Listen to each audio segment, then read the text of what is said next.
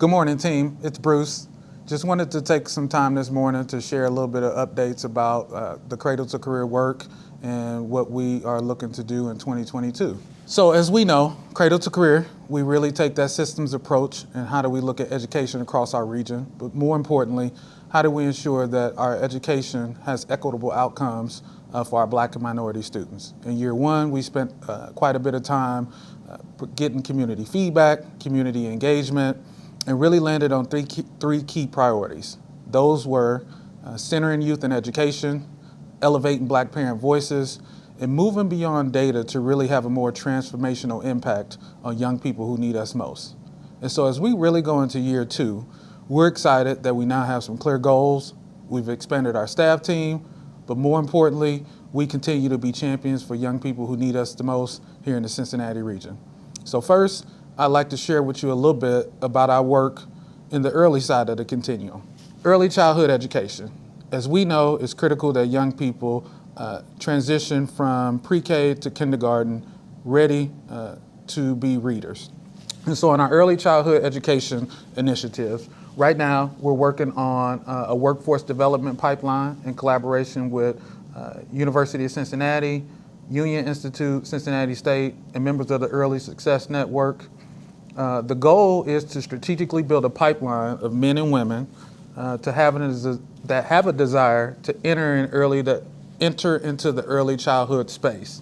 As we know, it's critical that we continue to build a robust pipeline of educators, but more importantly, as we look to our 5-year goal, which is to ensure all kids enter kindergarten and leave kindergarten as readers, we know that milestone will be critical. Secondly, we also working with the state.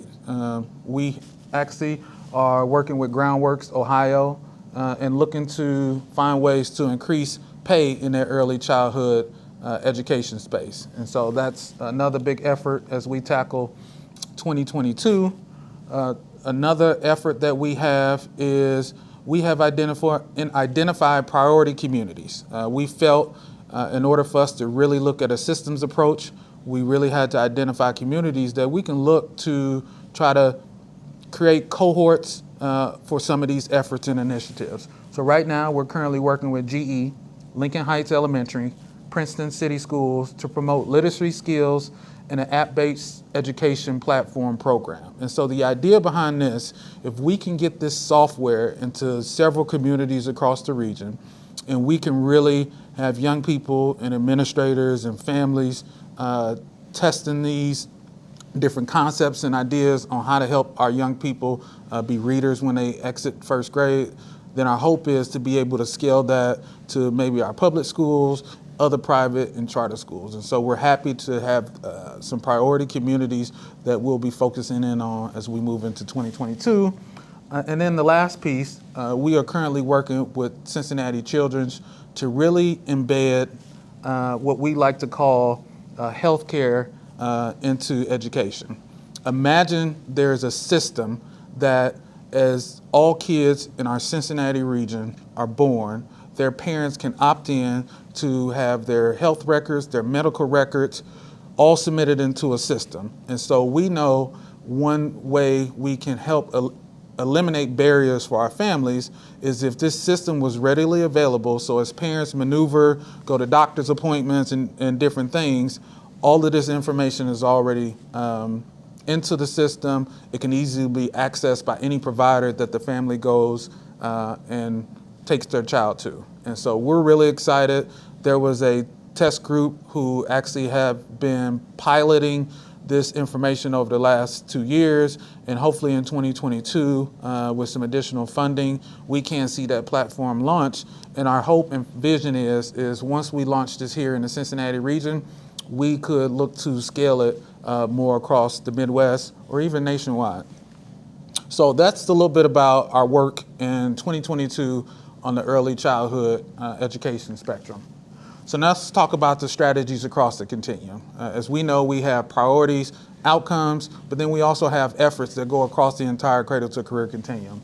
So first and foremost, as we look at equitable outcomes, not only for our Black students, but other nonprofits who are also championing young people, we are working on some equitable distribution of resources for the literacy network. And so again, going back directly to our outcomes for readers at first grade, how do we ensure that these literacy network resources get into the hands of youth and families who need them the most?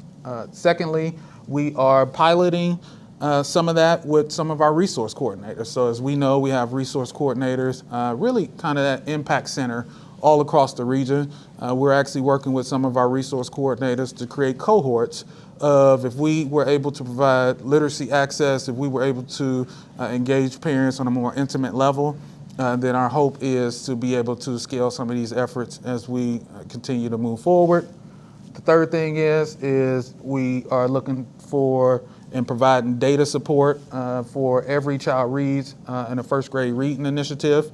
And so we are currently actively working with CPS. We have a data agreement signed where we'll really be able to dive in and get some important data and statistics. And as we look to continue to create measurable outcomes with community and families, we'll now have that necessary data that we need to really move beyond numbers to more of a transformational impact on our young people. Expand funding and resources.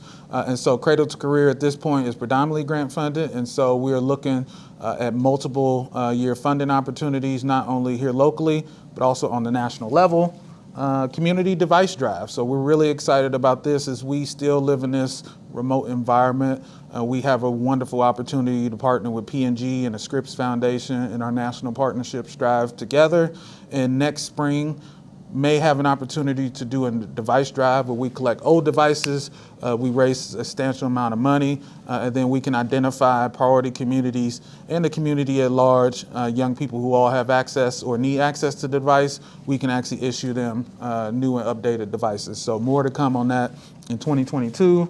And then the last piece is as we look at our place-based model, so as we know the Carl H. Linder facility is our place-based location, as we look to expand that at that particular location, but more broadly in the West End community, we want to continue to focus on those programs that impact young people through Achievers and Mentoring. But we are super excited. We finally got the swimming pool up and going, and young people have been taking advantage of that opportunity. So in 2022, we look to strengthen that relationship with CCPA, but more importantly, how do we expand to the broader West End community to continue our impact?